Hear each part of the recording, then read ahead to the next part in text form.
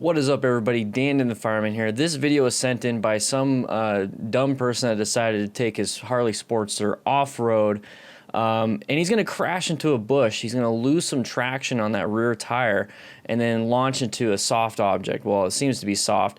And he's going to damage his bike, and then he's going to feel really crappy. So let's go over some of this stuff and figure out why this happened.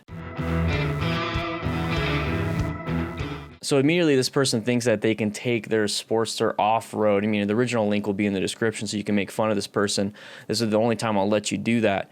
But what's happening, he's going to take his bike off-road. He has his phone here. He's got a camera here. He's got a camera on his face. He's got a tank bag with a remote controller. He's got a drone in the air. He's going to go off-road with a freaking Sportster.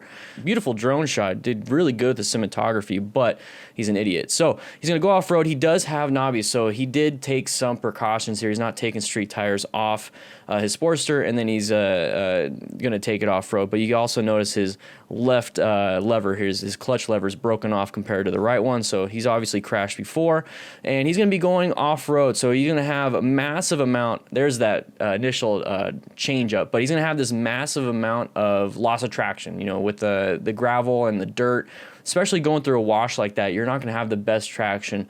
And one thing that he told me is that when in doubt, throttle it out. Didn't work out for him here. He's going to lose traction. He told me that he accelerated and he throttled out, but then he started to fishtail. He overcorrected, not very experienced when it comes to off-road, overcorrected, turned the handlebars, and this is what it typically looks like when you're on the road itself, and you go a little too wide and you lose traction on the rear tire. So when I talk about in these videos, you see the handlebars move like that, or when they start to slide or crash, right before they crash, they do this, or they start moving the handlebars. This is an exaggerated version of that, and this is something you can kind of look for when it comes to loss of traction. Typically, the bike's not going to want to do that. So he gets bounced around, and it puts him off course. Now, this can happen, like I said, on the road. You start to slide. It's going to put you off course, especially if you're in the middle of a turn, and you're going to go wide. This one, he was going a straight line. I don't know what skills he has. Probably really minimal, and he decided to just run into this bush, maybe on accident. I don't know. What do I know, right? And he's going to go ahead and crash into the bush. Now, this could easily have been a guardrail. It could have been a tree. It could have been something very dangerous. And this one did have some thorns and stickers, he said. He walked away from it really easily, but he did scratch up his gas tank, so that kind of sucks. So he's going to crash through it, and it actually stopped him. So in this situation, you do have hot parts on your motorcycle, and if you do have dry vegetation, you could quite possibly start a fire. So it's your best bet to get that bike out of there. So the bike is on its side. In this situation, you really want to check your body if you possibly can. Anything damaged before you start to lift up the bikes. But he's going to go ahead and lift up the bike without having any knowledge of what to do. And he's concerned. I mean, you obviously have the drone in the air. There's the remote controller. This is the old Phantom 3, he said. He's going to go ahead and set it. Oh, happy Thanksgiving. So this is going to be 3 years ago by, Thanksgiving time. And he's going to lift the bike up, and this is where you can actually learn how to do it relatively easily. So you turn the handlebars, and I have a video on this, how to do it. You can lift it up multiple ways, but he turns the handlebars. That way it's going to give you the best leverage to push it back up. If you try to just pick it up with the handlebars turned the other way, it's going to be harder. So think about it when you put your bike on its side stand.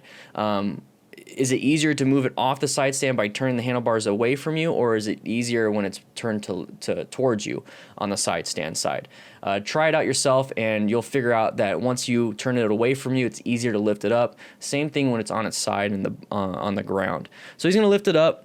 He's going to go ahead and check everything. Thankfully, he's wearing full gear, so you notice he has a full helmet. He's got motorcycle gloves. He's got a jacket. He's got motorcycle jeans. Those are the speed and strength motorcycle jeans.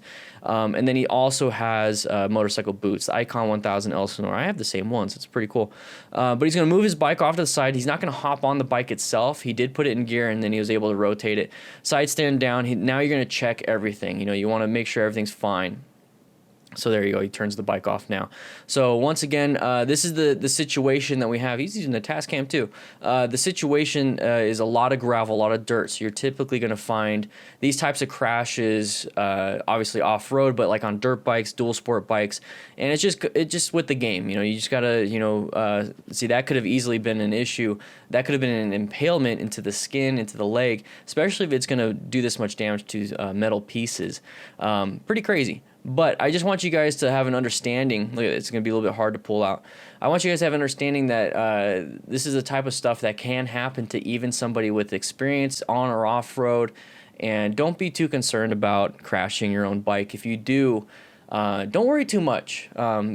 Let me know the story. You know, everybody wants to know the story. I want to hear about what happened after the crash, how you handled it mentally, physically, financially.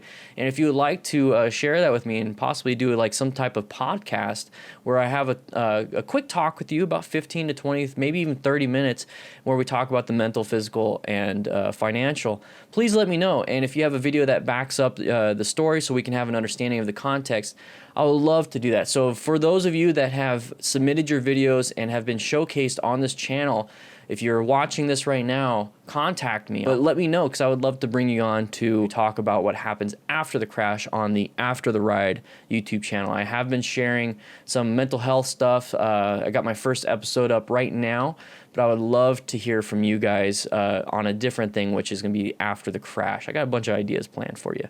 But with that said, I hope you guys ride safe, be safe, and don't take things so seriously. Everyone makes mistakes. So I'm going to try to get up on this little mesa, this little berm up here.